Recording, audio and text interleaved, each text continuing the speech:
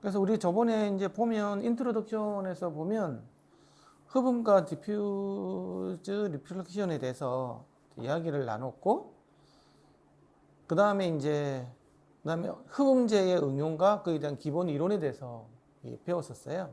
그래서 흡음재 유형이 이제 포러스형 흡음재하고, 그다음에 멤브레인이라든지 헬름홀츠 흡음재, 공명형 흡음재라고 그러죠, 그렇죠? 그 두 가지가 있었던 거는 아마 기억이 날 거예요. 기억이 나야 되고, 뭐 그런 것들이 있었고, 그다음에 이제 3장 같은 경우에는 이제 확산제인데요. 거기에 대한 응용하고 기본 원리에 대해서 조금 하다가 말았었죠, 그렇죠?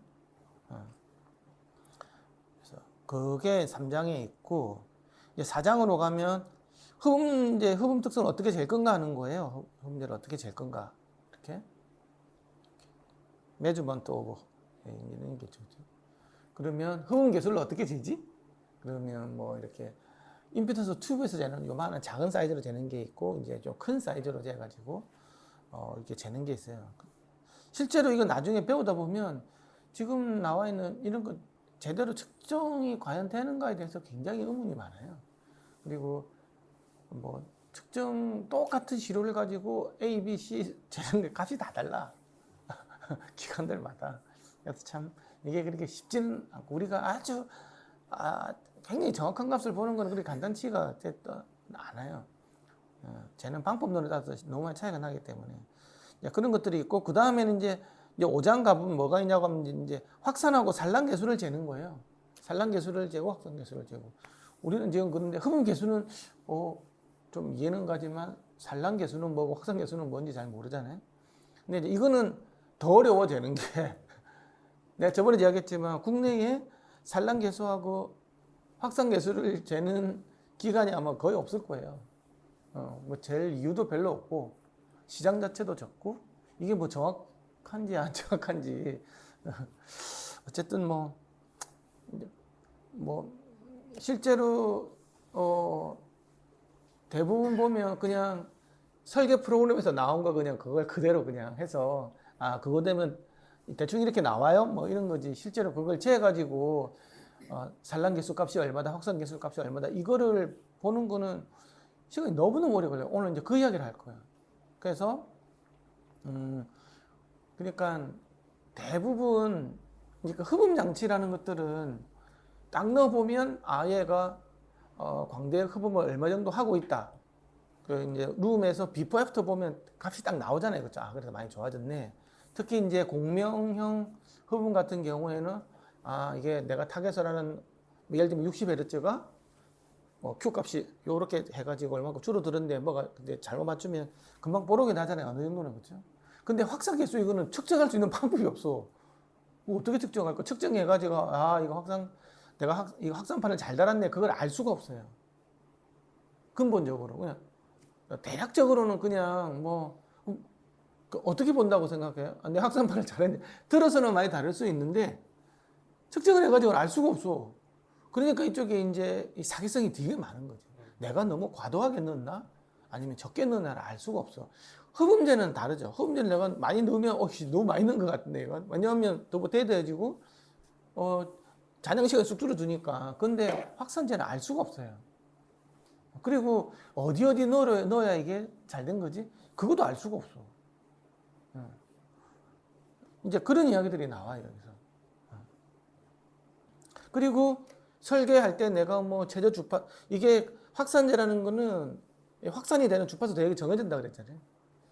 그런데 그것도 엉망이야. 이게 어느 각도로 소리가 들어오느냐에 따라서 다 달라져 버리거든. 그게 간단한 게 아니에요. 그리고 제일 중요한 거는 내가 사실 제일 마음에 안 드는 것들은 확산재가 주파수 특성을 공개를 안 해. 그래서 우리가 스피커가 든다고 하면 첫 번째 반사 받는 게 이제 뒤로 오는 거, 아니면 특히 옆벽을 맞고 오는 게 첫 번째 반사잖아요. 여기 스피커가 여기 이렇게 있으면, 내가 여기 공간 속에서 이렇게 있을 때 내가 여기 있다고 하면, 이 스피커가 있다고 볼게요. 이런 식으로 이렇게 있으면 직접 보면 이거지만 다음으로 중요한 건 요거지 않습니까? 그렇죠? 그렇잖아요. 그러면 여기서 이렇게 뭔가가 있을 텐데 얘가 그러면 요 각도에서 들어와서 요 각도를 반사를 할 때 있잖아요. 이 확산체가 어떤 주파수 특성으로 가지는지에 대해서 공개된 게 없어. 확산계수하고 산란계수는 여기서 주파수 특성이 어떻게 바뀌는지에 대한 이야기가 전혀 없어요. 그쵸? 그러니까 그러면 내가 뭐 스피노라마 해가지고 뭐 이런 정면 특성하고 측면 특성을 굉장히 좋게 만들어 봤지만 여기서는 이게 이 전 방향으로 다 뿌려지는 거잖아. 어찌됐든 간에 그쵸? 그러면 얘 주파 특성이 이리로 가는 주파 특성, 이리로 가는 주파 특성이 다 이상해져 버릴 수도 있다라는 거예요. 특히 첫 번째 반사에서 나오는 이게 완전히 이제 전 공간에 다 아름다운 소리가 나간다고 우리는 생각을 하고 있는데 실제로는 똥이 나갈 수도 있는 거예요. 그러니까 이제 이런 것들을 좀 잘 알고 그런데 이제 뭐 이렇게 뒤에서 이렇게 막 이렇게 놓고 아니면 천장에서 이렇게 놓고 하는 거 있잖아요. 홈제 그 확산제 있잖아요. 이런 것들은 어쨌든 2차, 3차, 4차의 반사에 대해 생기는 것들은 좀 괜찮은데 첫 번째 소리는 바로 이거 다음에 바로 직접 들어오는 거잖아요. 수 밀리세컨드 이내에 이렇게 바로 들어오는 건데 굉장히 중요한 시그널이고 그게 소리의 질을 엄청 중요하게 생각을 하는 건데 오히려 여기 있는 그냥 일반적인 벽이 있으면 그냥 벽에 갖고 있는 약간의 고주파수 소음 정도밖에 없이 주파 특성이 크게 바뀔 일은 없거든요. 그렇잖아요. 주파 특성은 안 바뀐다고. 단지 고역이 약간 아무래도 이게 100% 반사제는 아니기 때문에 고역이 약간 직접음이 예를 들면 요렇다면 이런 평면 벽을 맞으면 여기서 이제 약간 뭐 이렇게 되는 거 이 정도만 있겠죠. 그게 훨씬 더 소리가 좋을 수도 있는 거예요.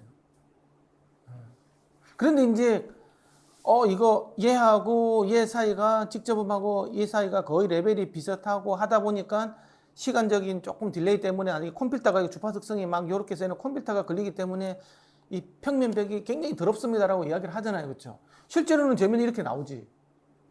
그렇죠? 컴퓨터가 해가지고 뭐가 이렇게 이빨 빠진 것처럼 이게 뭐 막 이렇게 뭔가 생길 거라고 이런 식으로. 그런데 이거는 사실 더러운 거죠. 이 더러운 건데 이 더러움이 실제로 옆에서 이렇게 생길 때는 사람은 이걸 공간감으로 느낀다는 거예요. 이 마이크로폰을 재가지고 뭐 제렘이나 소나목소로 재면 이걸 나중에 하기 위해서 EQ를 이렇게 걸어가지고 막 별의별 짓을 다 하겠지만 반드시 그런 건 아니에요. 이게 근데 웃기는 거는 바닥을 막고 오는 이런 것들 아니면 천정을 막고 오는 이런 것들은 좀 더러울 수 있어요. 근데 똑같이 이렇게 생긴 거를 녹음을 해가지고 이렇게 만들어주잖아요. 이 스피커에서 이 흡음을 시켜놓고 녹음을 해가지고 요런 거 있잖아요. 이렇게 직접음이 있고 반사음을 두 개 이런 걸 넣어가지고 만약에 소리를 이렇게 만들어버리면 사람은 아주 기가 막히게 알아. 저는 더 더럽네. 그런데 이게 여기서 공간을 퍼져나가면서 여기서 막고 오는 것들은 이거는 우리가 이제 그 무대가 커진 거 있잖아요. 이렇게 또 이해를 하는 메커니즘이 있는데 그거는 아직 사람들이 그게 아주 깊이 있는까지 몰라요. 네. 그래서 이게 좀 그런 걸 알 필요가 있다는 거지.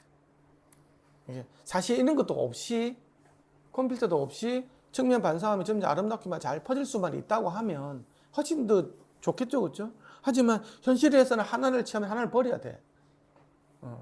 그러면 내가 여기서 진짜 이상적으로 이렇게 이 들어오는 에너지를 줄이면 될 거잖아요. 그렇죠? 이렇게 들어오는 에너지를 줄이면.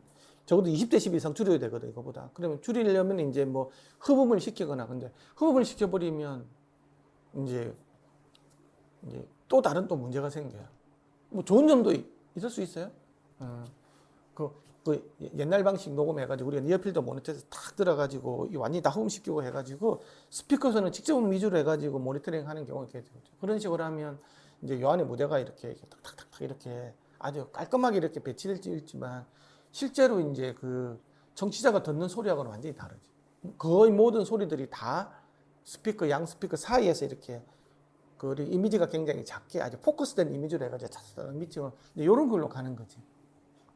근데 나중에 청취자들도 그렇게 들으면 되는데 청취자들은 이렇게 다 측면 이렇게 반사례가 듣기 때문에 무대도 훨씬 더 커지고 스피커 바깥으로 무대도 커지고 각각 이미지들도 좀 커진 상태로 이렇게 듣는단 말이지.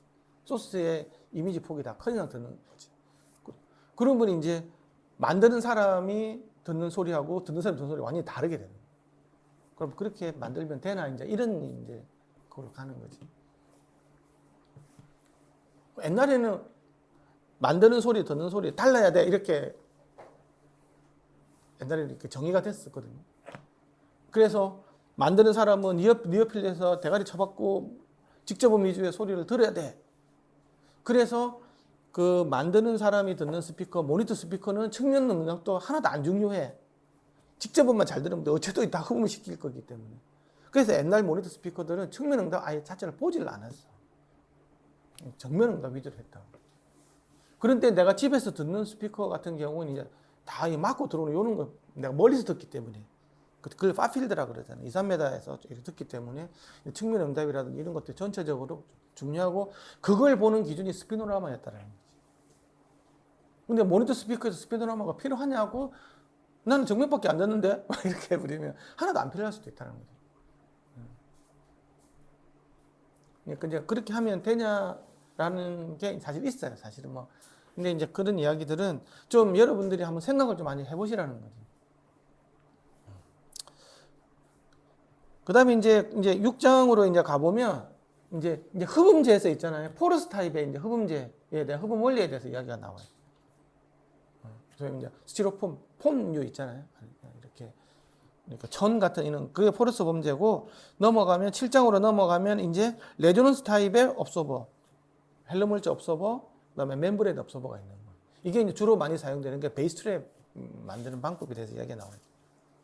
오늘 6장까지 여기까지가 나가볼 생각인데 어쨌든 잘 되면 7장까지 넘어가는 거고 연락이 나가야 되겠죠. 근데 8장은 또 그 기타 흡음재하고 이제 확산재에 대해서 이야기가 나와요. 이론인 거겠죠. 그 다음에는 그 디프렉션을 포함한 리플렉션 있잖아요. 반사의 예측이에요. 이거는 이제 그 예측이에요. 예측. 우리 그 저번에 음향 시간에 배운 키르호프 헬름홀츠 이퀘이션 막 보고 뭐 비행 분석하고 막 이런 류들이 이야기야. 이거는 굉장히 괴로울 좀 더 수학이야. 그래서 그냥 빼버릴까 이런 생각도 있는데 이 보면 다 BM 있는 거 아니면 키르호프 헬름홀츠 뭐 이퀘이션 관련 거 프리에스 어나리시스도 있고 뭐 이거는 이제 FM 분석하는 거 있고 타임 도메인 분석하는 방법도 있어요. 어쨌든 이제 이런 거 이제 분석해 가는 거고 이제 10장부터가 이제 설계에 대한 거야. 슈레더 디퓨저예요. 우리가 말한 QRD에 관한 이야기가 여기서 나와요. 그래서 내가 QRD라고 올린 거 있잖아요. 그게 이제 10장의 요거를 하는 거예요. 여기도 굉장히 많은 디테일이 있는데 QRD가 웬만하면 여기서 많은 부분들을 했고 QRD가 이 책을 근간으로 해서 그 소프트웨어를 만들었다고 돼 있어요. 근데 그 만든 사람이 진짜 되게 대단한 게 학부 때 졸업 작품으로 만든 게 그 소프트웨어예요. 근데 지금 버전 4까지 올라가서 만든 거죠. 근데 학부생이 만들 수 있는 수준이 아니야. 지금은 버전이 계속 올라가면서 엄청 나중에 내가 뭐 이거 할 때 소개도 해주겠지만 지금 매뉴얼까지 다 만들어 놨거든요. 그 다음에 한번 공개를 할 텐데 그 엄청나게 좋은 거 많아요. 좋은 기능들이 많더라고요. 그 다음에는 이제 지오메트릭 리플렉터와 이제 디퓨저에 관련된 건데요. 이건 지금 보면 이렇게 줄렁줄렁하는 거 있잖아요. 그렇죠? 이렇게 공면 이런 것들도 있고. 이거는 이제 이걸 갖다 지오메트릭 리플렉터 이런 거래요. 차라리 이런 것들은 좀 주파 특성 왜곡이 좀 적어요.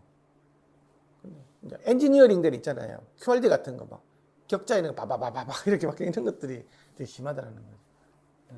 왜냐 그러면 얘 같은 경우는 이제 어떻게 반사하는 그거 방향만 약간 바꾸는 거밖에 이게 약간 없거든요. 왜냐 그러면 이 바로 이렇게 왔다 갔다 하면 이게 뭐 플러트 에코도 생기고 막 그러니까 얘가 오면 약간 옆으로 가게끔 하는 정반사의 각도를 많이 바꾸는 이런 개념으로 많이 되어가지고 있어요. 예. 물론 이것도 이제 이 쉐입의 크기에 따라서 저주파수는 그냥 뭐 정반사 하는 건데 고주파수만 이렇게 요 사이즈보다 파장이 짧은 녀석들만 휘어서 가겠죠, 그렇죠? 이런 걸 위율하기 때문에 그 어쨌든 그렇게 왜곡은 주파 특성 왜곡은 엄청 심하다고 좀 볼 수는 없는데 이제 QRD 같은 이런 것들이 이제 우리가 사람이 인위적으로 만든 쫙 이렇게 확산을 많이 시키 에너지를 갖다가 그 내가 2파이든 4파이든 확산시키기 위한 개념으로 하다 보니까 주파 특성까지는 할 수가 없는 거야. 그냥 에너지 개념으로 보는 거예요. 그래서 이제 어쨌든 이제 이런 것들에 대한 것들이 있고요. 그 다음에 이제 하이브리드 이제 서피스 같은 경우에는 흡음하고 확산을 동시에 하는 거. 뭐 저주파수는 흡음하고 고주파수는 확산하고 하는 이런 거에 대한 설계하는 거예요. 어퓨즈라고도 그러죠. 업섭션 플러스 디퓨저 합쳐가지고 업서버 같은 이런 개념. 그리고 기본적으로는 확산제는 기본적으로 흡음이 같이 돼요. 그 양이 좀 적다라는 것 뿐이지. 그 양을 뭐 어쨌든 이제 그런 개념들이 있고, 그 다음에 이제 업소버 이제 13년 같은 경우는 디퓨저가 이제 실제 룸에 들어가서 있잖아요. 이게 이제 어떤 식으로 적용이 될 건가. 그러면 아까 적용 전에 있었지만 여기서는 이제 어떤 음향 설계 프로그램 같은 거 있잖아요. 뭐 예를 들면 뭐 카라도 있었고, 뭐 오데온도 있고, 그 다음에 뭐 그 CATT 같은 거 요런 데서 이제 각각이 붙였을 때 이걸 갖다가 이제 어떻게 활용을 할 건지 이런 것들이에요. 이제 룸 모델링 프로그램에서 우리가 앞에서 쟀던 그리고 만들었던 이런 그 확산제랑 흡음제를 여기서 어떻게 이제 해석할 건지만 요런 이야기를 하다가 그다음에 액티브 업소버 있잖아요. 이제 뭐 예를 들면 AC 같은 이런 거겠죠, 그렇죠? 뭐 요런 걸로 해가지고 끝나요. 무슨 말인지 알겠죠? 처음에는 이제 그냥 맨 처음부터 너무 어려운 거 해버리면 어려우니까 적용 사례 착 쉬운 거 아름다운 이야기를 먼저 해. 그 다음에 이거에 이제 원리 설명해 주면서 각각에 들어있는 파라미터들, 뭐 흡음 계수인, 산란 계수 이런 것도 막 설명을 하는 게 있다가 그 다음에는 이걸 설계하는 걸로 들어갔다가 이걸 이제 실제로 룸에서 응용을 해가지고 어떻게 우리가 예측할 건지를 하면서 끝난다고 보면 돼요. 오늘은 그 두 번째 시간 우리가 그래 저번주에 우리 1장에서 이제 뭐 어쨌든 이게는 반사제고, 그렇죠? 이건 흡음제고, 이거는 반사제고, 확산제 얘기했죠, 그렇죠? 예, 확산제는 이게 직접 보면 이거 이렇게 들어오는 건 이거고 여기서 나가는 게 이제 이건데 이게 이제 공간적으로도 이렇게 확산이 되지만 이게 여기서는 왜 요걸 해야 되나? 뭡니까 이거? 주석? 이건가? 이게 주석이 일로가 들어가는데? 아니거든? 에이, 연필. 이건 것 같은데. 닫고. 그쵸? 아닌데.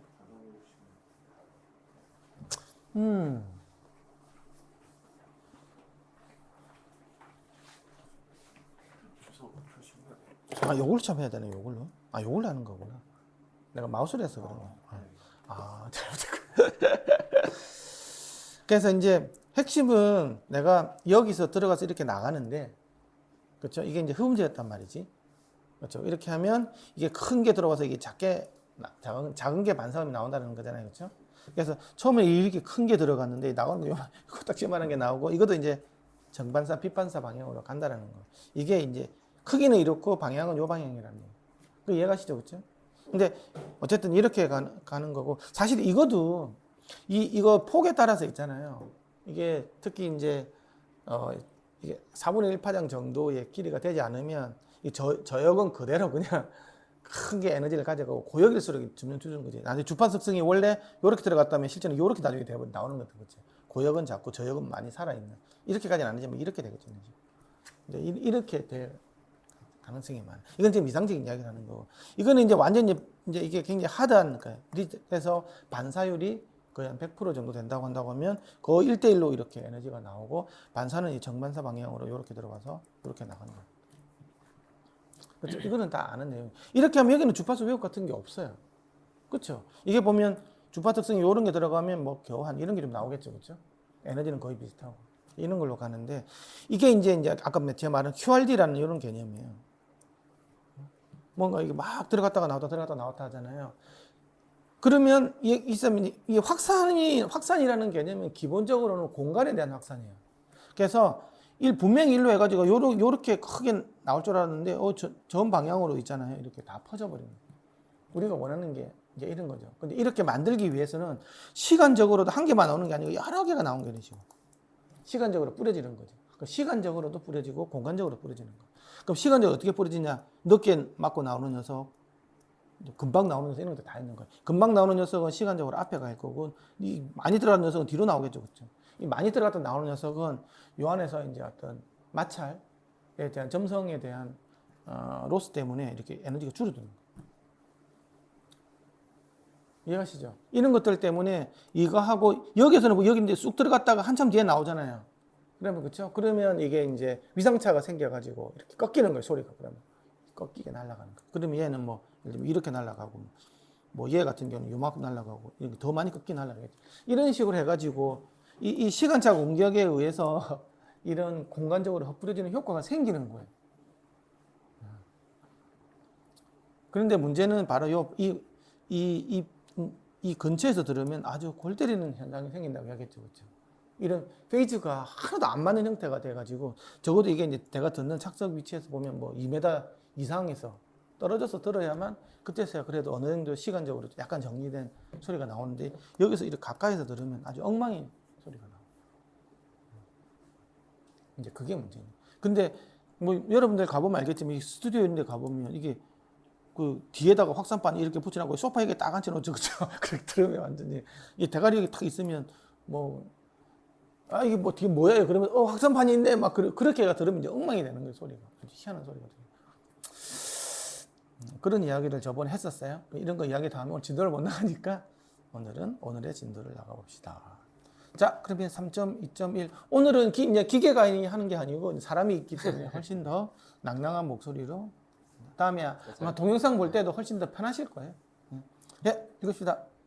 작은 크리티컬 리스닝 룸 설계에 대한 논의는 여전히 계속되고 있으며 아마도 완전히 정리되기는 어려울 것입니다. 이는 선택의 취향의 문제이기 때문입니다.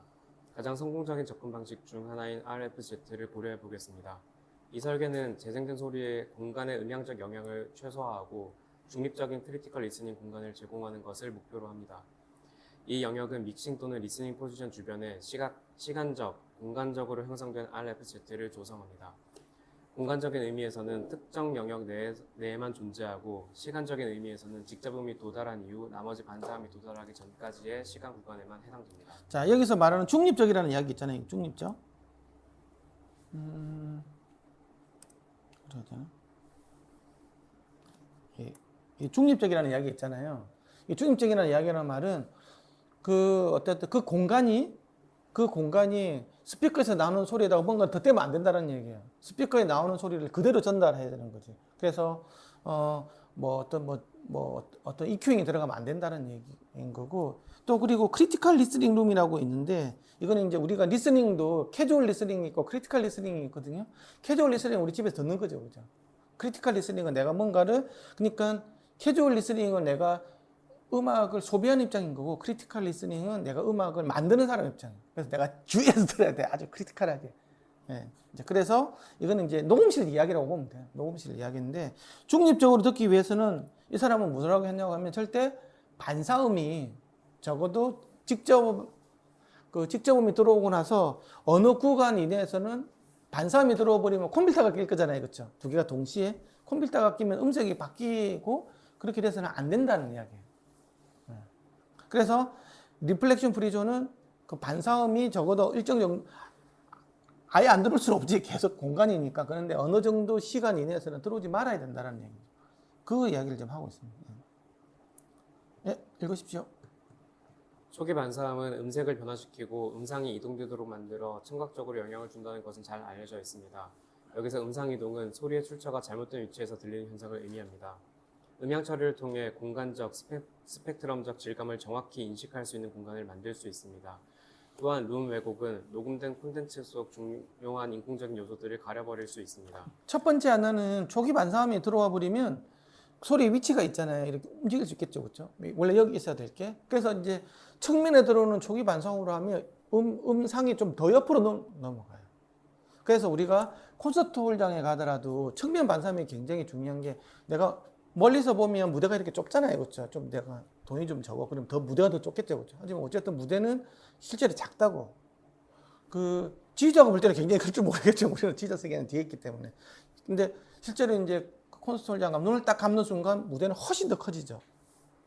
그게 이제 실제로는 여기 있던 게 더 커지는 거. 그게 이제 초기 반사음이 소위 말해서 초기 측면 반사음이 음상을 더 이동시키는 거예요. 근데 그거는 굉장히 좋은 거지. 그런데 크리티컬 리스닝 룸에서 그렇게 하는 게 과연 좋냐? 이제 이거는 약간 다른 얘기예요. 나중에 듣는 사람은 또 그렇게 듣는데, 그러니까 녹음할 때, 스피커 내에서 딱딱딱딱 이렇게 있어야지 그게 더 커지면 좋냐? 그거는 약간 다른 얘기다고 지금 이야기를 하는 거예요. 뭐 그게 틀렸다고 할 수는 없고. 예. 하십시오. 청각 시스템은 왜곡에 적응할 수 있지만 만약 왜곡이 그런 인공적인 요소를 가려버리면 그 요소는 공간에 익숙해지더라도 인지되지 않습니다. 흡음재는 소스와 청취자 사이의 1차 반사를 제어하여 색채 왜곡이나 음상 이동을 야기하는 강한 초기 반사음을 제어하는 데 사용될 수 있습니다. 하지만 흡음재를 과도하게 사용하면 되두름이 되어버리므로 디퓨저를 사용하여 반사를 지연시키고 시간적으로 분산시키면서도 음향 에너지를 보존하는 방식이 선택됩니다. 이러한 처리는 직접음과의 간섭으로 인한 왜곡을 최소화하기 위함입니다. 디퓨저는 후면벽에 배치되어 수동적인 서라운드 사운드를 생성함으로써 공간감과 포위감을 제공합니다. 그러니까 아까 예를 들면 그 어느 특정한 시간 내에 하나도 못 들어오게 할 거냐, 그렇죠? 그런 방법도 있고, 이게 그냥 그 간단한 룰로 그냥 20-20 룰이라고 이게 생각하시면 돼. 20-20.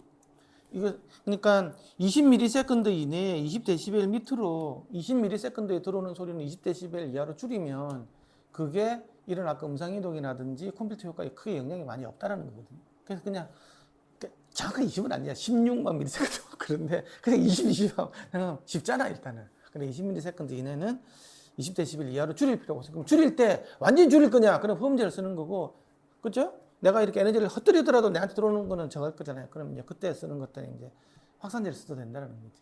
근데 리플렉션 프리존은 이렇게 완전히 이제 그 초기 반사를 없앤다는 요 개념에서 출발하는 거예요. 네. 하십시오. 네. 이거 화면에 잠시 넘어. 그림 3.10은 네. 그림 3.10은 작은 크리티컬 리스닝 룸에서 음향 처리 전후 에너지 시간 곡선을 보여줍니다. 그림 3.10a에서는 직접음과 함께 측벽, 바닥, 천장 및 기타 일부 반사음들이 명확하게 나타납니다. 이러한 고립된 강한 1차 반사는 색채 왜곡, 음상 이동, 이미지 크기의 과도한 확대를 이야기합니다. 이 문제는 초기 반사를 흡음재 및 디퓨저로 제어함으로써 해결할 수 있습니다.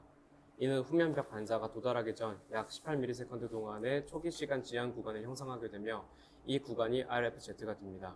그러니까 아까 RFZ 그래가지고 여기 회색으로 된 RF 존이 있잖아요, 그렇죠? 네. 여기 같은 경우에는 적어도 여기는 18ms이라고 그랬잖아요. 18ms 동안에 이렇게 초기 반사음 지연 시간을 형성하고 이 내에서는 좀 작게 들어오라는 얘기지. 적어도 뭐 하나도 안 들어오게 할 수도 있는 거. 그래서 아까 IR 이런 데서 보면 이게 RFG 구간 있잖아요. 이게 확 줄이죠, 이렇게. 그렇죠? 이 얼마만큼 줄이냐고 한다고 하면 20ms 20dB 정도 수준으로 이렇게 많이 줄이는 게 좋다. 뭐 이제 이 이야기 하는 거지. 근데 이제 이게 아무 처리도 안 하면 이런 것들이 이제 나온다는 거, 이런 것들이. 그걸 요만큼 이렇게 수준으로 줄이자고 하는 컨셉 자체가 RFG 개념이에요. 반면 디퓨저를 사용하면 소닉 이미지는 더 커지고 현실적인 크기로 인식됩니다. 디퓨저가 후면벽에 적용되면 그림 3.10b에서 보이듯이 잔향 음작은 더 큰 공간의 잔향 특성과 유사하게 되고 공간적 및 시간적 반사 밀도가 증가합니다. 이 방식으로 작은 방에서도 선형 감지 곡선을 갖는 잔향장을 형성할 수 있습니다. 그러니까 지금 뭐 이런 개념으로 뭐 설계를 많이 한대요. 스튜디오는. 실제로 뭐 그러니까 완전히 이제 이 그 벽을 완전히 흡음하는 것보다는 이제 뭐 약간의 흡음 플러스 확산을 시켜서 어퓨즈라는 개념을 초기 반사에 대해서 좀 줄이되 또 확산까지는 같이 시키는 방향으로 이렇게 하는 거죠. 근데 이것도 사실은 이것도 잘 보면 이 벽부형 스피커를 쓴다는 가정하에서 하는 거잖아요, 그렇죠? 파필드로 듣는 거죠. 근데 사실 우리는 이런 거조차도 안 하죠. 그냥 모니터 비디오 믹싱 콘솔에 올려놓고 이렇게 해서 들어버리기 때문에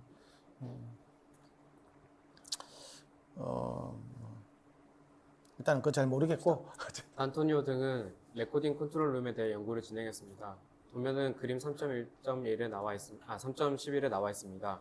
이 예제에서 RFZ는 스피커 L을 방 전면의 3면 코너에 밀착해서 설치합니다. 전면 벽은 바깥쪽으로 바깥쪽으로 벌어지도록 경사져 있으며 1차 반사를 넓은 대역에서 제어하기 위해 다공성 흡음재로 처리되어 있습니다. 후면벽은 넓은 대역을 분산시키는 QRD 디퓨저로 처리되어 있으며 1차 반사를 청취자에게서 멀어지도록 분산시켜 포위감과 잔향을 제공합니다.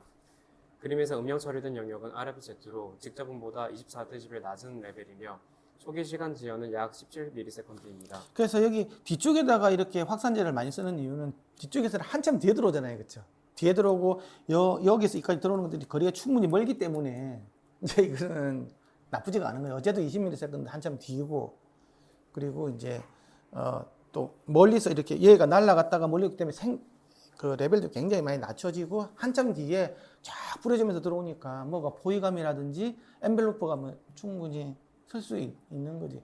그런데도 불구하고 그 크리티컬 리스닝을 하는 사람은 이게 센터 지점이 있잖아요. 여기서는 좀 지향을 하는 게 좋다. 그래서 이게는 흡음, 얘는 이렇게 확산 이렇게 쓰는 걸 더 권장을 해요. 그래서 여기서 보면 왜 앞쪽에다가 여기다 확산재를 이렇게 잘 안 쓰냐 이게 있는데 이게 이유가 있는 거예요. 이거는 분명히 아까 20ms 이내에 들어올 거고, 이제 그게 좋게 내주면 다행인데 주파수 특성 왜곡이 많이 생길 수 있는 거예요. 왜냐 그러면 확산재는 절대 주파 특성이 좋을 수가 없어. 그러면 이렇게 이거하고 이쪽에는 음색이 완전히 다른 거지. 지금 정면으로 달라오는 직접 음색하고 이쪽 음색이 완전히 달라지는 거예요. 네, 읽으십시오. 그림에는 두 가지 종류의 반사가 표시되어 있습니다. 하나는 기계실의 유리면에서 발생하는 바람직하지 않은 정반사, 다른 하나는 후면벽의 7제곱미터에 달하는 디퓨저로부터 발생한 분산 반사입니다. 후면벽의 디퓨저는 청취자에게 도달하는 초기 반사음을 감소시켜 색채 왜곡을 줄여줍니다. 그림 3.8a는 청취자가 큰 평면벽 가까이에 위치할 경우에 시간 및 주파수 응답을 보여줍니다. 입사음과 반사음이 유사한 시간 응답을 보이며 두 소리가 간섭하여 콘필터 응답을 형성합니다. 이는 특정 주파수 성분을 강조하거나 제거함으로써 음악의 고유한 배음 구조를 왜곡하고 결과적으로 색채 왜곡이 발생하게 됩니다. 그림 3.8b는 청취자가 디퓨저 가까이에 있을 경우를 보여줍니다. 디퓨저는 반사음을 시간적으로 분산시켜 보다 복잡한 주파수 응답을 만들어냅니다. 콘필터의 규칙성이 줄어들어 가청성도 낮아지게 됩니다. 여기서 보면 이제 콘필터 이야기를 많이 하잖아요. 그렇죠? 그렇죠? 이제 아까 이야기했지만 콘필터는 있으면 좋지는 않아요. 하지만 사람이 느끼는 콘필터링이 다르다는 거야. 사람은 방향을 알아요. 소리가 어느 방향에서 날아오는지. 측면에서 오는 콘필터링은 나쁘기도 하지만 좋은 영향도 있지만 그 외에서 오는 방향에서의 콘필터링은 나쁘게 느끼는 거지. 그런데 마이크로폰은 그걸 알 수가 없어. 그래서 무조건 이게 컴퓨터가 해가지고 주파 특성이 출렁출렁 하네. 요 관점으로만 가지고 마이크 관점으로 가지고 그 소리를 그러니까 마이크로폰에 나오는 음색을 가지고 음장을 파악을 하면 안 되는 거예요. 음장하고 음색은 달라. 그 컴퓨터에 들어오면 음색은 반드시 나빠지지. 뭐가 출렁출렁 이렇게 되니까. 그렇다고 해서 음장 효과는 우리가 알겠지만 음장 효과로 넣으면 음색은 반드시 깨지게 돼 있잖아요. 그렇죠? 이 공간감을 크게 느낀다는 것은 결국은 컴퓨터링 가지고 공간감을 느끼는 거잖아. 왜냐면 뒤에 오는 잔향음은 다 들어갈수록 컴퓨터는 무조건 생기게 돼 있거든. 그게 어느 쪽으로 좋은 쪽으로 시키냐, 측면에서 날라온 걸 많이 줄 거냐, 뭐 위에서 날라오는 걸 줄 거냐, 이런 거에 따라서 사람은 공간감을 완전히 다르게 느끼는 거예요. 그것들을 알 수 있는 마이크로폰은 없어요. 그게 어려운 거야, 이게. 그러면 이제 우리가 GLM 가지고 측정해가지고, 소상으로 측정한 게 얼마나 위험한지 생각을 해봐야 되는 거예요. 과연 이 첫 번째 반사가 어디서 날라오는 거지? 그게 나한테 도움이 될 수 있을지, 무조건 얘를 줄여야 되는 거, 없애버려야 될 거라고, 뭐, 그렇게 생각할 수도 있지만, 그게 꼭 반드시 그렇지도 않을 수도 있다는 거예요. 실제로 주관적인 평가를 해보면, 그냥 벽에서 맞는 이 소리가 확산재보다 더 좋다고 느끼는 사람 더 많아요. 그냥 이 벽이 스피커 놓고 벽 있잖아요. 측면 벽이 그냥 그대로 반사시키는 게 우리가 보면 들어보면 이상하거든, 이게 특성이. 근데 그게 반드시 나쁜 쪽으로 막 하는 게 아니에요. 그러면 나중에 그걸 가지고 이제 EQing을 한다고 막. 근데 이제 공연장이나 이런 데서는 어쨌든 좀 약간 다를 수도 있어요. 사실 근데 그거는 이제 컨트롤이 안 되기 때문에 피해 공연장 이런 데서는 그 스피커 옆에 막 벽 있고 하면 위치별로 있잖아요. 음색이 다 다르잖아요. 이제 그런 것들은 그렇게 안 좋을 수는 있는데, 근데 내가 이제 어떤 그 믹싱룸에서 이게 물론 이게 뭐 어쨌든 아까 이야기했지만 무조건 이걸 그 단순 논리로 보면 안 돼 말잖아요. 그게 엄청 좋다 이런 걸 떠나서 어느 정도 좀 통제된 그걸로 해서 뭐 어느 그 레벨 이하로 들어오고 이런 것들이 있는데 무조건 없애야 되고 막 이런 개념으로만 보면 안 된다는 거예요. 이제 그런 부분들이 있어요. 네, 하십시오. 불행히도 색채 왜곡이 측정 가능하더라도 그것의 가청성을 평가할 수 있는 공식적인 방법은 없습니다. 5장에서 가능한 접근 방식을 논의하지만 적절한 평가 방법에 대한 결론은 제시하지 않습니다. 이 보면 색채 왜곡이 측정 가능하더라도 그것의 간척성을 평가할 수 있는 공식적인 방법은 없다고 돼 있죠. 그러니까 컴퓨터링을 평가할 수 있는 방법은 없다는 거예요. 이 사람도 사실적으로 이야기하는 거예요, 그렇죠? 이게 그냥 컴퓨터 이야기하는 거거든요. 네, 다음 보십시오.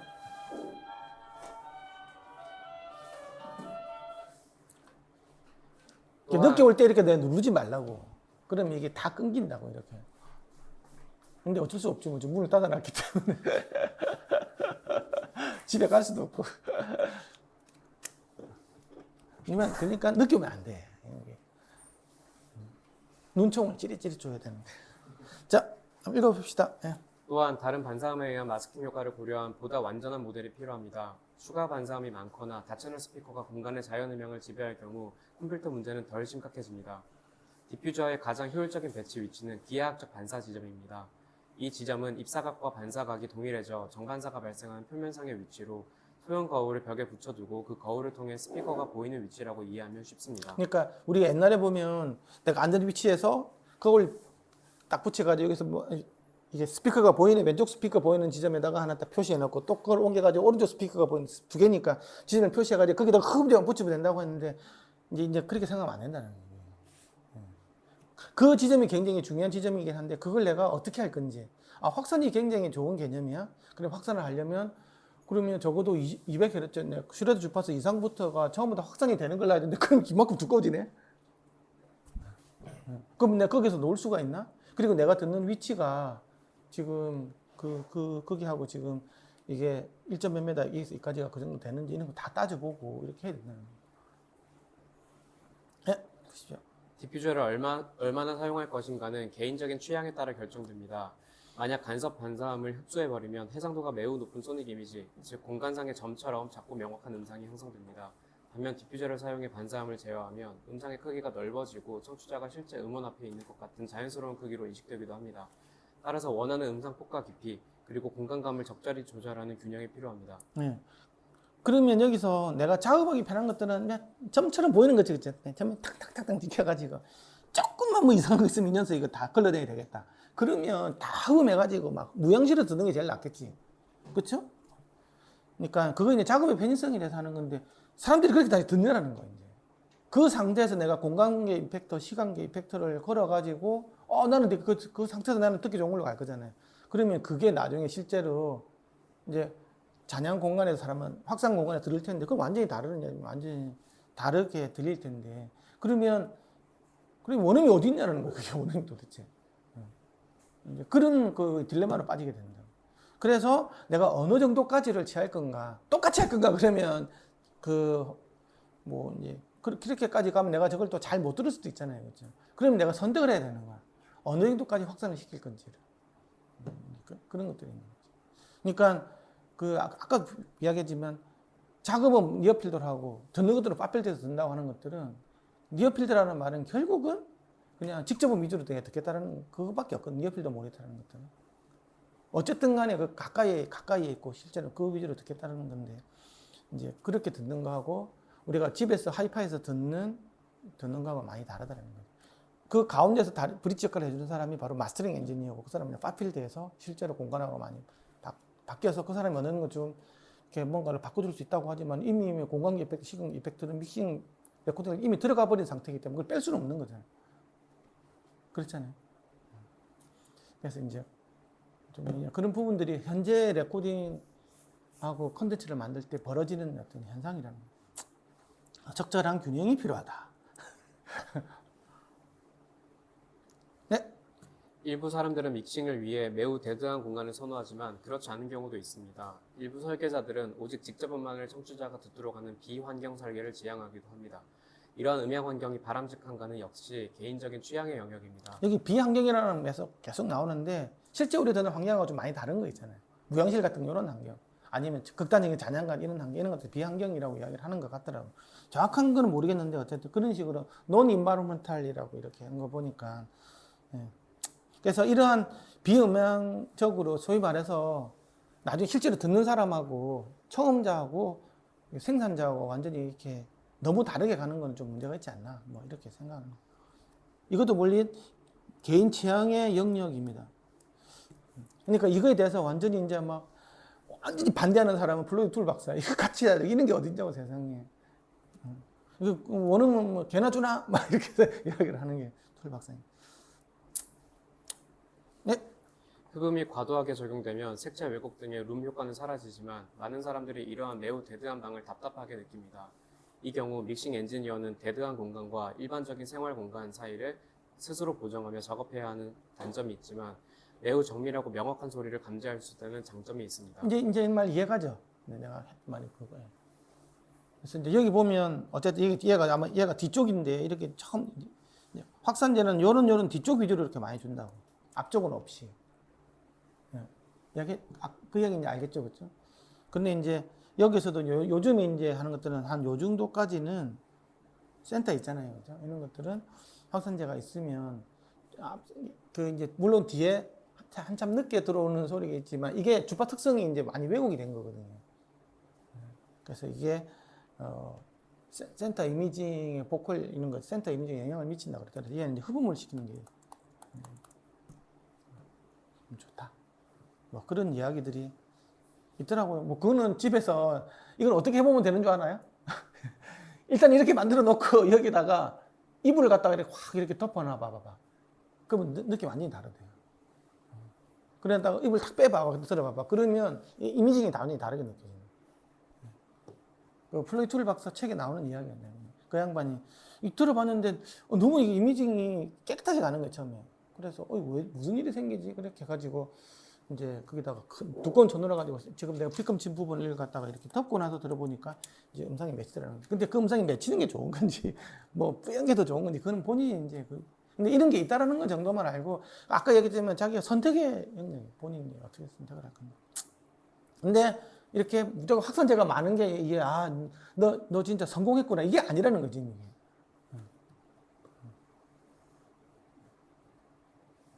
네, 읽으십시오.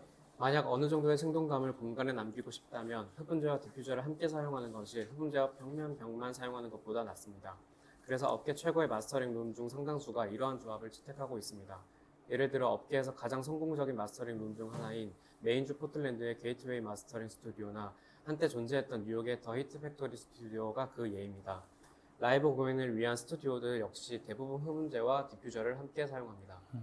작은 방에서는 벽, 바닥, 천장이 청취자와 가까운 경우가 많습니다. 그렇다면 디퓨저는 청취자로부터 얼마나 떨어져 있어야 할까요?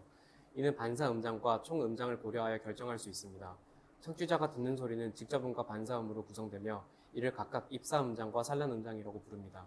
총 음장이란 청취자가 실제로 듣는 모든 음장의 합을 의미하며 입사음 더하기 산란음입니다. 여기서 입사음이란 디퓨저가 없을 때 청취자가 받는 음장입니다. 먼저 산란 음장을 생각해 봅시다. 즉 디퓨저로부터 오는 반사음입니다. 디퓨저는 하나의 파면을 형성하기 위해 일정 거리나 시간이 필요합니다. 이는 스피커의 경우와 유사합니다. 이제 이야기하는 게 이제 거리가 나오는 거예요, 거리. 예를 들어 3웨이 스피커에서 30cm 거리에서 음을 청취한다면 고역, 중역, 저역 드라이버로부터 나오는 소리가 아직 충분히 결합되지 않아 위치에 따라 소리가 다르게 들립니다. 이런 것들 니어필드라 그런다 그러죠. 니어필드 이펙트가 생긴다. 이처럼 스피커도 근거리 영역과 원거리 영역이 있으며 일정 거리 이상 떨어져야 하나의 음으로 청취됩니다. 디퓨저 역시 마찬가지입니다. 다만 디퓨저는 스피커보다 상황이 더 복잡합니다. 산란 음장의 공간 응답은 스피커의 원거리 지향 응답과 유사하게 설명될 수 있지만 실제로 디퓨저 지향 응답은 측정하기 어렵고 이에 대한 연구는 5장에서 자세히 소개됩니다. 원거리 영역에서는 이상적인 디퓨저 지향 응답이 입사각, 관찰각, 주파수에 관계없이 일정하게 유지되어야 합니다. 이 세 개 있잖아요. 주파수 특성하고 이런 것까지 다 이렇게 되는 게 굉장히 어렵다는 거지. 하지만 실제 크리티컬 리스닝 룸에서는 소스와 청취자가 대부분 근거리 영역에 존재합니다. 따라서 청취자는 디퓨저로부터 가능한 멀리 떨어진 위치에 있어야 합니다. 실무적으로는 청취자가 디퓨저로부터 최소한 3파장 이상 떨어져 있어야 한다고 합니다. 일반적인 디퓨저 저역 주파수 한계는 약 300에서 500Hz이므로 이는 대략 3m 이상의 거리를 의미합니다. 3m를 어떻게든 여기 있으면 있어야 되는데 두 개가 딱 만나면 3m도 안 되는데 지금 여기서도 못 뜬다는 얘기잖아요. 그렇죠? 그래서 실제로 디퓨저 같은 거 보면 말이 디퓨저지 보통 한 1km 넘어가는 거 있잖아요. 2, 3km 거기서만 디퓨징을 하고 그 밑에는 그냥 정반사예요, 정반사. 그냥 이거 입장에서는 가보면 이거 뭐하냐 그러면서 그냥 거울 반사처럼 나오는 거지. 하나도 뭐 이해가 못하고 있네. 그런 식으로 본다고 하면 주파 특성이 완전히 깨져버리는 거지. 왜냐 그러면 정반사는 이렇게 해서 이렇게 나오니까 한쪽으로만 나올 거잖아요, 그렇죠? 그렇죠. 그러면 거울 반사 이 각도였으면 이게 팩트는 이렇게 좀 이렇게 나올 텐데 이게 확산을 시켜버리기 때문에 그쪽 거울 반사 내는 고역은 쑥 줄어들어 버리겠지. 그럼 이게 좀 더 밸런스가 다 깨져버리는 거야, 그 순간. 이 모든 각도가 다 깨져버리는 거야. 내가 주파 특성을 평탄하게 이렇게 만들어준 이거 자체가 뭐 이렇게 다 깨져버리는 거야. 모든 각도에서 이런 식으로 다 깨져버리는 거지. 에너지 레벨 자체가. 그게 과연 좋냐라는 거지. 고민이 많아지죠, 갑자기. 그쵸? 내가 어디서 인터넷에서 스피노라 하면 특성이 좋아야 되고, 측면응답, 수평각, 수직각이 주파 특성이 어떻게 돼야 되고, 그 개나를 했는데, 실제로 알고 보니까 나는 확산반을 잘못 써가지고, 완전히 측면응답, 수직응답이 쓰레기인 좋은 스피커를 쓰레기 응답으로 이미 좀 듣고 있는 거지. 공간에서. 그쵸? 그런 일이 생길 수 있다는 거지. 예. 작은 공간에서는 이 거리 기준을 완전히 만족시키지 못할 수도 있습니다. 멀티웨이 스피커 가까이에 귀를 대면 이상한 소리가 들리는 것처럼 디퓨저에 너무 가까이 있어도 음상이 이상하게 들릴 수 있습니다. 일부 청취자들은 저역용 대형 디퓨저의 우물 안에 머리를 집어넣고 음을 듣고는 이상하다고 느낍니다.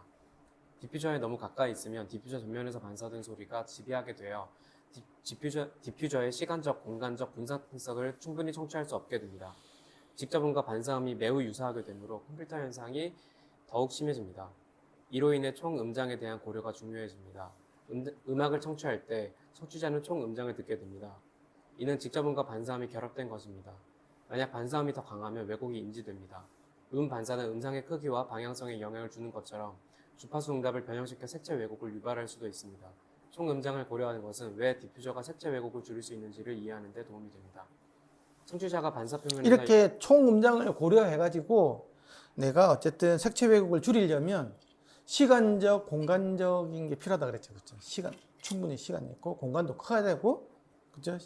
그렇게 되려면 큰 공간에서는 다 해피하게 끝나. 근데 작은 공간이 되면 시간적으로도 공간적으로도 내가 만족이 안 되는 거예요. 그렇죠? 그렇게 되면 이게 이제 다 이제 애매하게 가는 거예요. 내가 색채 왜곡을 줄이는 게 아니라 오히려 색채 왜곡이 더 커질 수도 있다는 거예요. 잘못해버리면. 이해가시죠? 이제 그런 일이 생기는 거예요. 그래서, 그러니까 내가 작은 공간이다, 스튜디오 공간이다 그러면 1번이 제일 중요한 게 뭐냐 그러면 이제 룸모드 막 생기니까 작으니까 그죠? 크잖아요. 그래서 베이스트랩이니 이렇게 저음을 가지고 룸모드 잡는 거 이제 1번으로 해야 되는데 거기에 너무 많은 부분을 확산을 너무 많이 넣으면 안 되는 거예요. 확산에 관련된 부분을 적절하게 넣어줘야 되는 거예요. 그래서 저번에도 시간에 이야기했지만 해외 유명한 이런 이쪽 관련된 오랫동안 하신 분 이야기가 아까 15%를 이야기했나 그랬잖아요. 그렇죠? 전체 면적의 15% 이상 흡음하고 확산을 시키지 말라는 거예요. 그리고 할 때는 반드시 분산을 시켜서 흡음, 작산, 흡음량 이런 식으로 분산을 해서 놓으라고 이야기가 있고 그리고 좌우가 대칭적으로 흡음, 확산인데 이쪽에 흡음, 확산이면 있자는 확산, 흡음을 이렇게 놔가지고 이렇게 그렇게 너무 과도하게 안 하는 방향으로. 그런 이야기들을 하던데 자기도 그걸 측정해가지고 뭔가를 할 수는 없지만 사람들이 제일 좋아하는 게 그런 거라고.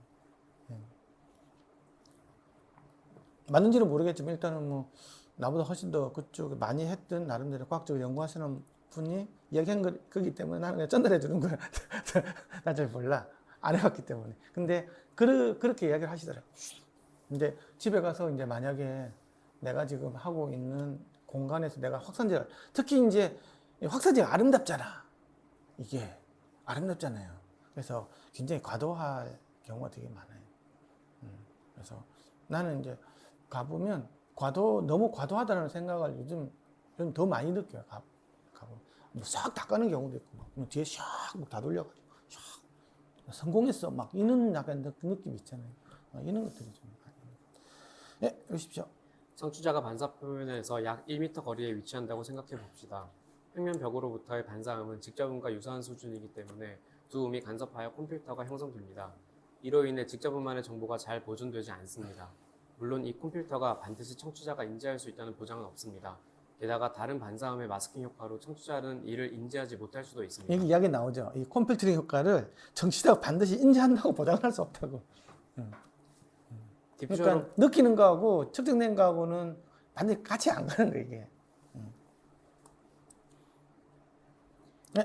디퓨저로부터의 반사음은 시간적으로 분산되기 때문에 주파수 응답이 불규칙한 피크와 딥으로 구성됩니다.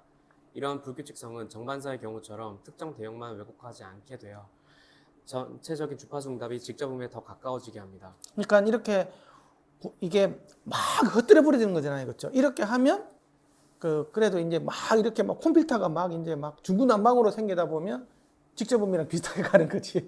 너무 많은 컴퓨터가 이렇게 끼다 보면 평균을 내다 보면 있잖아요. 스무딩을 하다 보면 직접음하고 비슷하게 가는 거예요. 근데 한 개만 뻑뻑 있다 그러면 이거는 이제 쑥 꺼지고 쑥 커지고 이렇게 되는 거잖아요.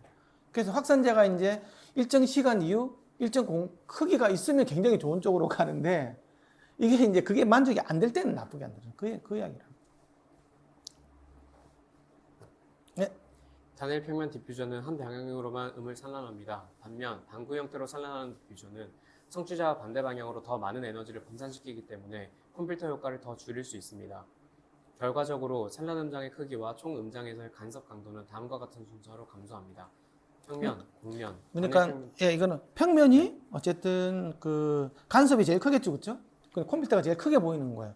그 다음에는 곡면, 그 다음에는 단일 평면 디퓨저 이렇게 단일 평면을 쭉 뽑아내는 거 있잖아요, 그렇죠? 한 면만 이렇게 들어갔다 나왔다 들어갔다 나왔다 있는 길게 이 면은 똑같고 이 면만 다르게 돼 있는 거. 그 다음에 방구역은 요렇게 이렇게 볼록이 있잖아요. 그 기둥 발 잘라서 있는 거 있는 이런 것들. 제일 큰 게 이제 흡음재 있는 것 쪽은 이제 아예 없겠죠. 그치? 아예 흡음을 시켜버리기 때문에. 어째 이렇게 갈수록 간섭이 커지고 이렇게 갈수록 간섭이 작아집니다. 이렇게 가는. 그래서 이제 요런 거를 갖다가 이렇게 그 지오메트릭 디퓨저라고 이야기를 하고 이거는 이제 1D 디퓨저라고 이야기하고 이제 요 사이에 있는 2D 디퓨저가 아까 QRD 있잖아요. 뻑뻑뻑뻑뻑뻑 이렇게 막 이렇게 막 돼 있는 거 있는 QRD는 이제 2D 디퓨저라고 그래요. 엔지니어링 디퓨저라고도 이야기해요. 그런 것들이 있다는 거지. 네, 그다음 읽으십시오. 하이브리드 표면은 저중력에서는 흡음하고 중고역에서는 확산 반사를 제공합니다. 이는 청취자가 산란 표면에 더 가까이 앉을 수 있도록 해줍니다. 하이브리드 표면의 설계는 12장에서 자세히 다뤄줍니다. 그래서 내가 좀 가까이 될 수밖에 없다고 하면 이렇게 어퓨저의 개념이 이렇게 쓰는 거예요.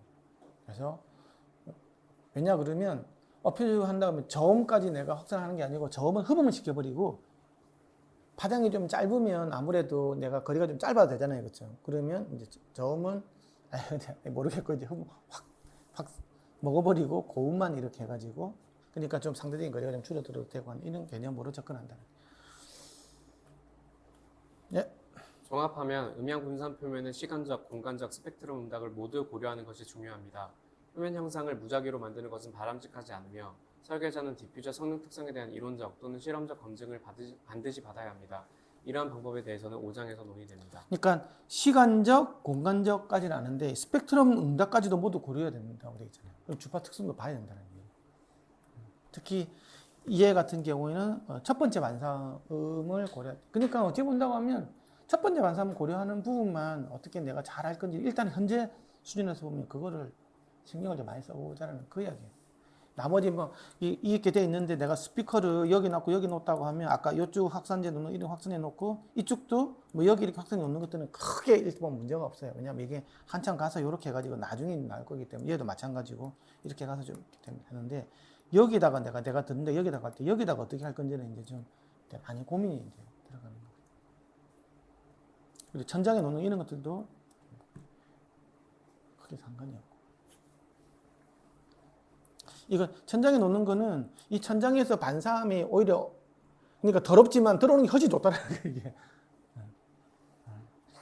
이게. 뭔가가 우리가 빗소리 막 날 때 빗소리 하나하나가 음질로 가지고 야 이거 빗소리가 진짜 내가 이거 진짜 현장에 와 있는 이건 아니거든. 비가 얼마만큼 골고루 많이 뿌려주느냐가 제일 중요한 거잖아요. 이제 그런 느낌이 굉장히 많아요. 천장 같은 이런 느낌. 그래서 천장은 그 확산재가 좀 있으면 좋죠. 뭐 고역만 확산을 시킬지언정. 내가 뭐 그 스피커 스피드라마를 볼 때도 수평에 관련된 스피드라마 특성은 굉장히 중요하거든요. 근데 수직 각도 이렇게 날아가는 이런 것들은 사실은 수평보다 훨씬 중요하지가 않아. 위로 날아가는 이런 특성들, 바닥을 날아가는 이런 특성들은 사실 그렇게 스피드라마. 근데 이제 스피드라마도 해석을 잘못하는 사람은 그게 뭐 절대적으로 그냥 뭐 수평 수직에 대해서 똑같은 비중으로 봐가지고 이렇게 하면 안 된다고. 수평이 훨씬 더 중요해. 이게 공간감, 무대감, 뭐 엔벨로프먼트 이런 것들이 다 이게 굉장히 중요한 역할을 하는 것들이 이쪽 이 사람 키 높이에서 오는 수평 여기서 거의 대부분이기 때문에 이제 그게 훨씬 더 중요해요. 자, 이제 서라운드 사운드예요. 자, 이것이다.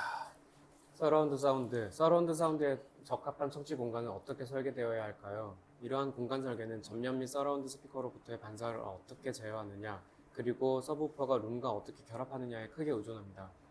목표는 추가된 스피커들이 룸과 조화를 이루도록 만드는 것입니다. 오늘날 서라운드 사운드 재생 포맷이 점점 더 대중화됨에 따라 앞서 언급된 이 채널 개념들은 여전히 유효하지만 다른 방식으로 활용되어야 합니다. 이와 같은 공간들은 라이브 존과 데드 존으로 양분되지 않고 보다 균일한 특성을 가지며 서라운드 스피커로부터의 포위감과 몰입감을 강화하고 원하는 정도의 잔향감을 제공하기 위해 디퓨저가 활용됩니다. 단토니오가 제안한 한 가지 접근 방식은 모든 모서리와 좌우 센터 스피커, 뒤 전면 벽에 이르기까지 모두 주파수 대역까지 흡음이 가능한 광대역 흡음재를 사용하는 것입니다. 전면 스피커와 청취자 사이의 측면 벽은 광대역 흡음재나 단일 평면 디퓨저로 제어할 수 있습니다.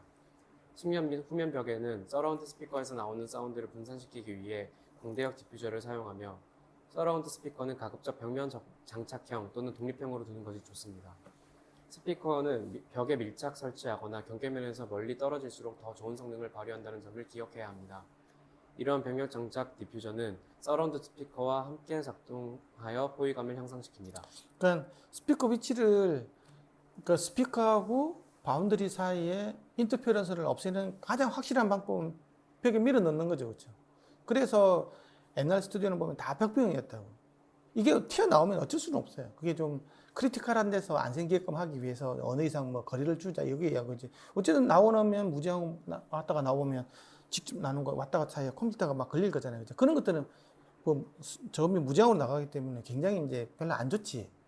그런데 벽부형 넣는 순간 그게 없어져 버리는 거예요. 그게 이제 큰 문제가. 그래서 벽부형이 제일 좋은데 이제 현실적으로 그게 이제 그렇게 뭐 들릴 수 있는 상황이 벽에 구멍 내 가지고 듣는 게 거의 어렵기 때문에 그렇게 하면 빼내주는데 최대한으로 이제 많이 빼내주는수록 좋다라는 거죠. 그러면 다른 이야기라면 공간이 커야 되겠지.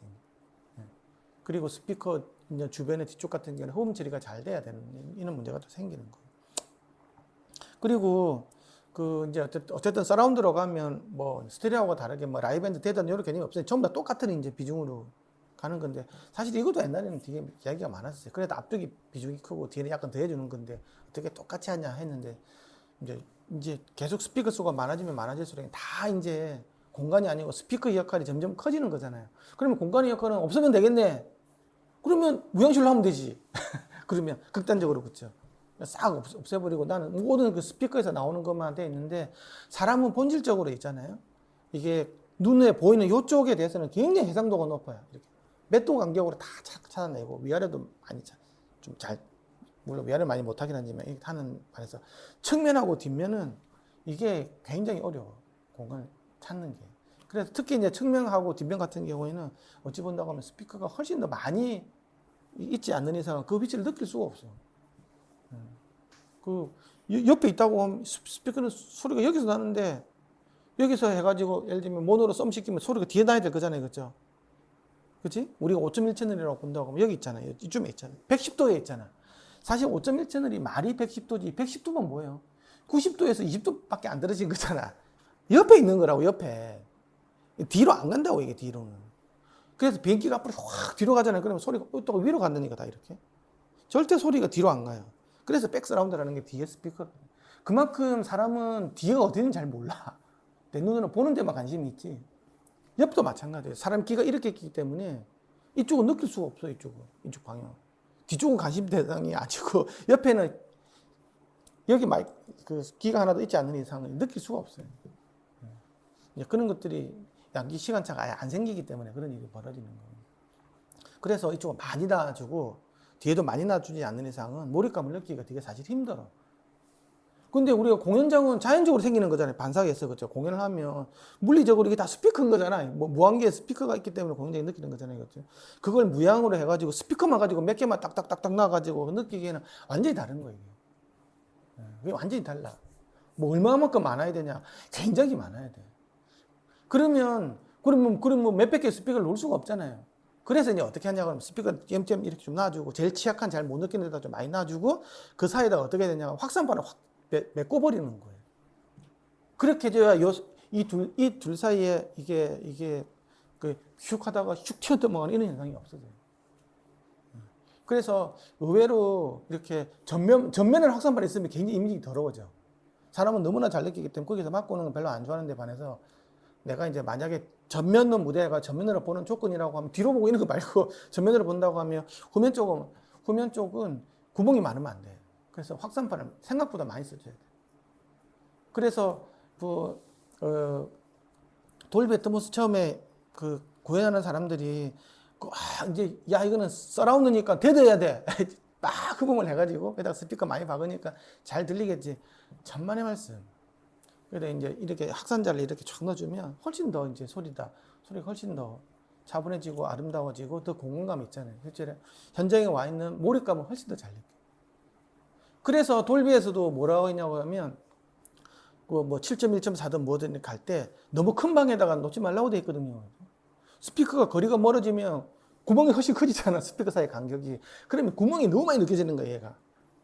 그래서 이 스피커하고 내 사이 거리가 2m 뭐 한 3m 요 이내로 좀 좁히 그러면 스피커 사이에 따닥 붙어 있는 느낌이 들잖아요. 그러니까 이 구멍이 적거든요. 그만큼 사람들이 구멍이 이게 실제로 커요. 크게 느껴지고 그렇게 되면 안 돼요. 이해가시죠? 예. 청취자 머리 위에는 모두 주파수 대역까지 해석 가능한 디퓨전 클라우드를 배치합니다. 이러한 천장 디퓨저는 입사함을 측면벽으로 산란시켜 포위감 있는 측면 반사함을 제공하며 추가적인 모드 제어뿐만 아니라 조명 및 HVAC 난방 환기 공조 시스템을 위한 편리한 설치면이 될 수 있습니다. 청취 공간의 천장 높이는 3등분하여 중간 구간에 디퓨저를 배치할 수 있습니다. 하단과 상단 영역은 그대로 두어도 됩니다. 필요할 경우 필러터 에코 제어를 위해 상단 3분의 1의 흡음재나 디퓨저를 드물게 사용할 수도 있습니다. 또한 벽, 천장, 소핏과 벽, 모서리를 저주파수 흡음을 위한 영역으로 활용할 수 있습니다. 이게 측면 보면 사람 키 높이 있잖아요. 그러면 뭐 천정에서 밑에까지 확산재를 다 넣어야 돼. 그렇게 할 필요가 없다는 거예요. 키 높이 정도. 서서 듣는 사람의 키 높이하고 앉아서 듣는 사람의 키 높이 정도만 확산재를 수평적으로 이렇게 배치하면 된다는 거죠. 근데 그러면 위에서는 플러터가 생기게 있을 거잖아요.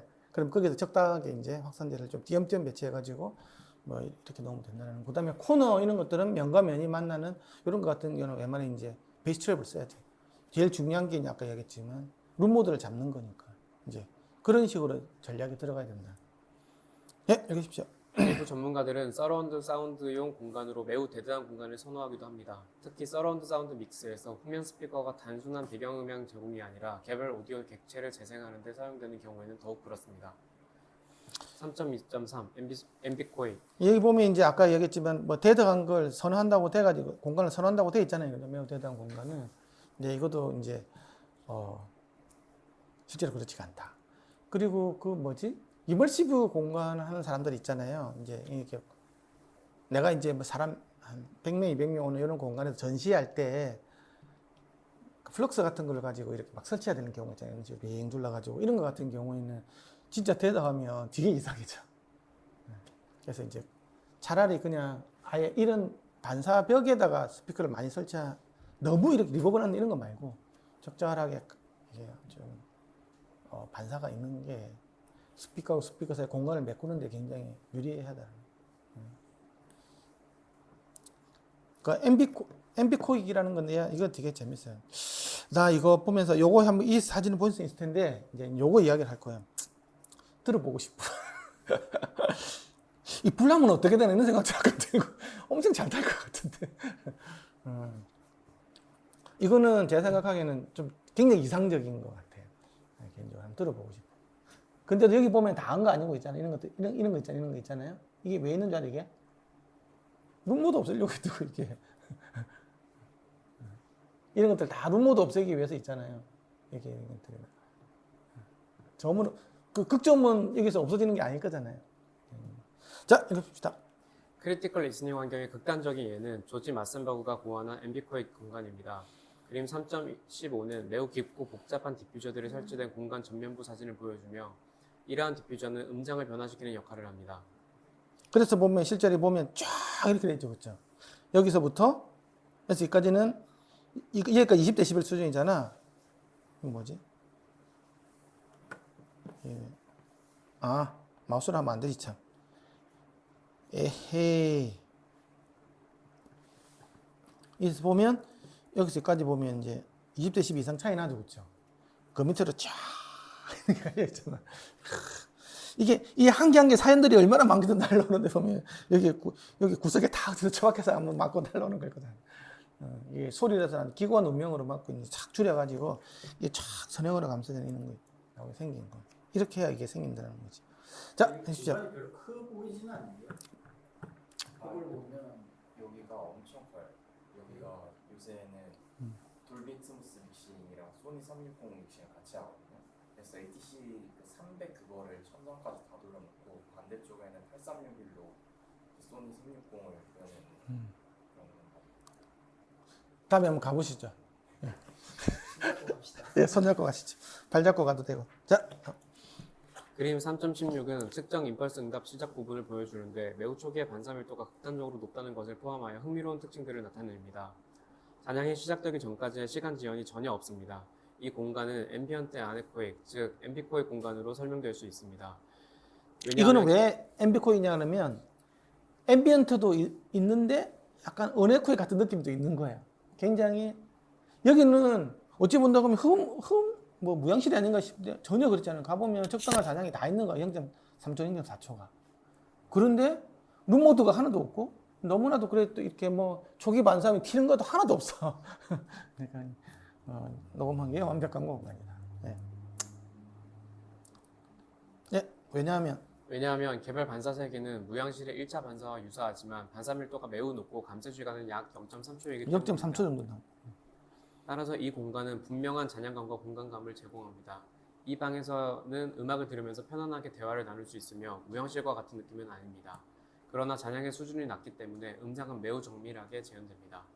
이례적으로 이 디퓨저는 50에서 100Hz까지 작동하며 공간의 저주파 모드 응답 제어에도 중요합니다. 그러니까 아까 엄청 아까 확산재가 요만하잖아요. 길이가 이 정도 돼야 그래도 100Hz까지 이제 하는데 우리 뭐 확산재 여러분들 저 방에다 넣어놓고 다녀 보세요. 한 요 정도 뭐 이런 걸 가지고는 이거는 그냥 흉내만 해. 저역 입장에서 본다고 하면 그냥 뭐 하냐 그러면서 그대로 정반사 그냥 벽하고 똑같은 거야. 고용만 되면 이제 막 이상하게 막 터지기 때문에 주파수 밸런스가 다 깨지는 거지. 모든 방향 주파수 승대 보면 저역은 맞고 고음은 죽는 거야. 고역은 흩어졌으니까 저역은 그대로 나오는 거야. 이런 일이 생겨. 그 위치가 또 다르는 거지. 정반사 위치에서는 저역이 많은데 이쪽에서는 또 저역이 적고. 그러니까 어쨌든 스피커 특성이 다 깨져버리는 형태로 해가지고 반사가 생겨. 근데 그게 딱 맞는 순간 1이 가면 100으로 팍 퍼져버리니까 그게 뭐 순간적으로 그냥 이루어지는 거야. 그러니까 직접은 빼고는 다 뒤에 있던 다 쓰레기음이 나오는 거야. 그렇게 될 가능성이 있는 거야. 잘못 설계하면. 예. 사진의 코너에 위치한 추가적인 공진 흡음 장치들도 함께 사용됩니다. 공간 전체를 매우 깊은 디퓨저로 덮는 등 훨씬 더 복잡한 형상으로 구성하면 저주파에서의 룸 공진수를 증가시킬 수 있습니다. 이는 주파수 응답 불균일성을 어느 정도 줄이는 데 도움이 됩니다. 그러나 일반적으로는 공간 확보가 어렵기 때문에 이런 방식은 흔치 않으며 저주파 제어는 대개 공진형 흡음 장치만을 사용하여 이루어집니다. 앰비코익과 유사한 음향을 보다 얕게 구현하는 또 다른 방법은 일부 흡음을 수행하면서 나머지 반사를 확산시키는 하이브리드 장치를 사용하는 것입니다. 다비토비치와 페트로비치는 개방형 구조의 디퓨저를 다공성 흡음자 앞에 배치하는 방식으로 이를 구현했습니다. 그래서 이제 우리가 이제 그러면 우리는 공간이 좀 적어. 당연히 우리 뭐 다 서민들이니까 그렇게 이제 공간이 적으면 할 수 있는 방법은 하이브리드밖에 없다 이제. 그러면 이제 적당하게 타협에 해서 이제 써야 되는 거지. 다음 3.3절은 작은 라이브룸 착색 저감이잖아요. 이제 착색 저감이라는 말은 이 말은 나오면 항상 컴퓨터 이야기하는 거지. 착색이 컬러레이션이 생기는 거잖아요. 컬러레이션이 왜 생기겠어? 직접 본 다음에 나오는 초기 반사함들 때문에 컴퓨터링이 생기면 착색이 생길 거잖아요. 후보 잔여가 너무 많기 때문에 착색이 생길 수가 없어요. 이제 그걸 이제 어떻게 이제 우리가 봐야 되는 건지에 대한 부분. 여기까지 하고 좀 쉬었다 갑시다. 네. 3.3 작은 라이브룸 착색 저감. 스튜디오 라이브 공연실을 설계할 때는 가능한 한 확산이 잘 이루어지는 공간을 조성하는 것이 중요하며 동시에 특정 악기나 보컬을 분리할 수 있는 공간도 필요합니다. 보컬리스트나 드러머를 위한 아이솔레이션 부스가 마련되며 스튜디오 및 컨트롤룸을 바라볼 수 있는 시야도 제공됩니다. 또한 음향 특성이 조절 가능하도록 공간의 잔향 특성을 변화시킬 수 있도록 설계되기도 합니다. 그림 3.17은 뉴욕 힛 팩토리의 라이브룸을 보여주는데 티바 천장 그리드에는 2D QRD가, 벽면에는 1D 슈레더 디퓨저가 설치되어 있습니다. 그림 3.18은 XM 위성 라디오 라이브 공연 스튜디오를 보여줍니다. 유리 벽면은 슈레더 디퓨저로 구성되어 있고 반대편 벽면에는 최적화된 복면형 디퓨저가 있습니다. 이들 모두는 공연 공간에서 소리를 확산시키기 위해 사용됩니다. 사진에는 보이지 않지만 12장에서 다루는 하이브리드 디바이스들도 포함되어 있습니다. 연습실은 이보다 훨씬 작은 음악 연주 공간입니다. 학생들이 많은 시간을 보내는 공간임에도 불구하고 이들 공간은 종종 무미 건조하고 영감을 주지 못하는 구조를 가지고 있습니다. 일반적으로는 8에서 25세제곱미터 정도의 작은 직사각형 공간으로 콘크리트 블록으로 구성되어 있고 정통적인 압축형 흡음 천장 타일이 설치되어 있으며 가변 음향을 위해 커튼이 걸려 있고 바닥은 콘크리트이며 전신 거울이 있어 학생들은 자신의 자세나 손가락 위치를 확인할 수 있습니다. 다시 말해 저비용이면서도 기능적인 그리고 학생들이 함부로 다뤄도 손상되지 않는 공간입니다. 이러한 공간은 대부분 콘크리트로 마감되어 있고 부피가 작기 때문에 정집화 모드로 인한 왜곡이 가청 주파수에서 드러나는 경우가 많습니다. 어떤 설계는 플러터 에코를 줄이기 위해 평행하지 않은 벽면을 사용하기도 합니다. 학생들이 발음, 톤 생성, 인토네이션을 연습할 때에는 이러한 나쁜 음향 특성이 방해 요인이 됩니다. 또 다른 접근법은 조립형 아이솔레이션 큐브 형태로 연습실을 만드는 것입니다. 이러한 공간은 조금만요. 여기서 그림을 한번 볼까요? 뭐 이런 그림들이 있어요. 내가 공부를 해오라고 해도 여기서 많은 걸 할 수 없지만 이런 확산재하고 이게 여기는 2D, 이거는 1D 형식이죠, 그렇죠? 지금 2D 형식 이런 것들이 있어요. 이런 걸 갖다 1D라고 그러고 위는 격자형 모드에 2D라고 그래요. 우리가 QRD라고 어떻게 이야기하는 거죠? QRD 형식 이렇게. 막 이런 우물들이 막 이렇게 영어는 웰이라고 하는데 우물들이 이렇게 막 있는 게 2D QRD라고 2D라고 그러지. 사실 QRD는 뭐 이거 확산체를 만드는 수학적인 원리를 이야기하는 거. PRD도 있고 QRD도 있고 MLS도 있고 여러 가지가 있어요. 어쨌든 뭐 이렇게 그런 거. 이거는 이제 1D 이렇게 길다랗게 형태로 생긴 거를 1D라고 이야기를 해요. 그리고 얘 같은 경우에는 얘도 실제는 보면 아까 얘랑 비슷한 거죠. 이런 식으로. 이거는 나무로 생긴 거고 이거는 이제 투명한 이제 이렇게 유리나 아크릴 같은 걸로 가지고 이렇게 확산판을 만들 수 있는 거예요. 얘 같은 경우에는 이렇게 이제 이것도 이제 일찍 보면 1D 디퓨저겠죠, 그렇죠? 그리고 여기 보면 이렇게 슬롯이 있잖아요, 그렇죠? 이거는 거는 이제 벽돌인데 저음이 흡음이 되는 거야. 왜냐하면 헬로볼트 타입의 흡음기야, 얘는 벽돌인데 이걸 특허를 낸 거지. 천장에는 이제 이건 이제 전형적인 QRD 그죠? 이렇게 확산판을 달아놓은 거. 되게 기분이 좋아가지고 있잖아요. 연주하니까. 예, 보십시오. 이런 공간은 일반적으로 잠시만요. 이런 공간. 예. 또 다른 접근법은 조립형 아이솔레이션 큐브 형태로 연습실을 만드는 것입니다. 이런 공간은 일반적으로 작고 벽면 전체에 흡음재가 설치되어 있어 상대적으로 대대한 공간이 됩니다. 이러한 소규모 공간에서도 디퓨저를 활용하면 잔향은 어느 정도 유지하면서 착색을 줄일 수 있습니다. 한 예로 4.5m 길이, 한쪽 끝은 2.1m, 다른 쪽 끝은 2.4m, 너비, 높이는 2.7m인 공간이 있습니다. 이 공간은 석고보드에 접착된 전통적인 압축형 흡음 천장이 있었고 콘크리트 바닥, 시멘트 블록벽, 약간의 음향 가변을 위한 얇은 커튼이 설치되어 있었습니다. 조치 전후로 객관적 측정값과 연주자의 주관적 소감을 모두 수집하였습니다. 이 연구에서는 세 가지 음향 요소를 도입했습니다. 1. 음향 콘크리트 블록, 2. 반구형 확산 천장 디퓨저, 3. 벽면 부착형 하이브리드 표면입니다. 이 중 첫 두 요소는 그림 3.19에 제시되어 있습니다. 콘크리트 블록은 공진 흡음을 통해 저주파 모드를 제공하고 동시에 단일 평면에서 확산 반사를 제공하여 공간감, 인토네이션, 톤 생성, 서포트를 향상시켰습니다. 나중에도 나올 텐데 이 녀석이 딱 보면 이 원디 확산기처럼 생겼잖아요, 그렇죠? 그렇지? 그런데 이게 블록이야.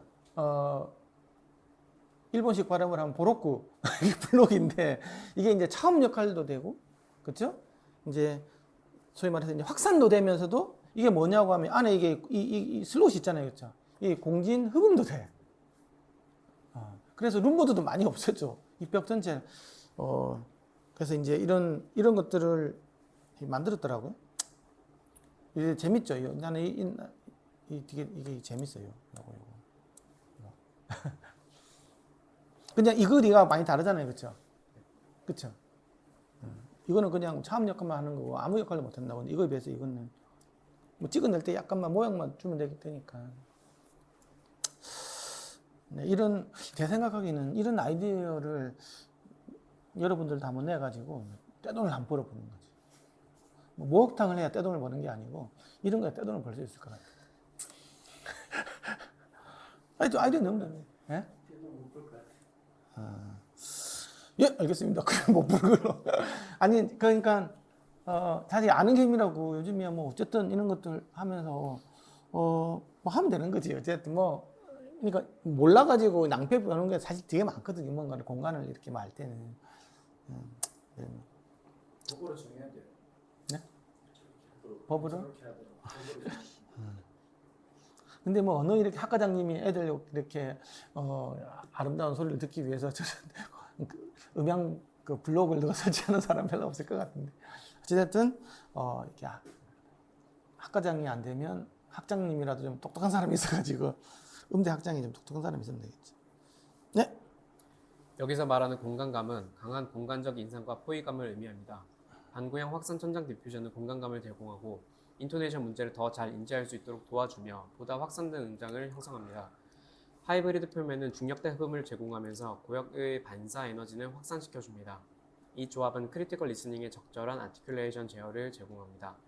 그 결과 연습실은 섬세한 해상도와 공간감, 인토네이션 및 톤 생성에 대한 피드백, 서포트 제공, 모두에 의한 착색 감소, 연주 피로 완화라는 효과를 제공할 수 있게 되었습니다. 위에 보면 이거 하기 전에 이렇게 막 삐삐삐삐 키는 게 있었잖아요, 그렇죠? 이게 쫙 없어져가지고 이렇게 갖다 놨네요. 부자 학교. 네, 읽으십시오. 조치 전후 임펄스 응답은 그림 3.20과 3.21에 나타나 있습니다. 조치 이후 감쇄가 더 고르고 선형적임을 보여줍니다. 콘크리트 블록 설치 전후로 저주파 모드 측정도 함께 이루어졌으며 이 블럭은 모드에 의한 주파수 응답의 불균일성을 상당히 개선해 주었습니다. 그림 3.23은 콘크리트 블록이 최대 흡음을 제공하도록 조율된 주파수 대역에서의 잔향시간 감소를 보여줍니다. 이 보니까 콘크리트 블록이라는 게 볼록볼록 솟았던 게, 그쵸? 싹 죽었죠, 이런 식으로, 그쵸? 점선으로, 그치? 이게 이제 아까 뭐를 했냐 그러면 아까 그 콘크리트 블록이 이제 이룸 모드에 그러니까 이게 솔직히 좀 문제는 아까 그 블록 자체가 공기 주파수가 여기랑 맞아야 될 거잖아. 문제되는 거고, 그렇지. 그래서 아마 여러 종류의 콘크리트 블록이 있지 않을까. 80Hz를 죽이는 콘크리트 블록, 뭐 60Hz를 죽인다든지 이런 게 몇 가지 타입이 있지 않을까라는 생각이 들어요. 네, 읽으십시오. 이 실험은 이러한 음향 처리를 통해 보다 기능적이고 쾌적한 연습 공간이 구현될 수 있음을 입증했습니다. 자, 좀 쉬었다가 이제 3.4 잔향실에서의 확산 음장 정지는 10분 뒤에 하도록 하겠습니다.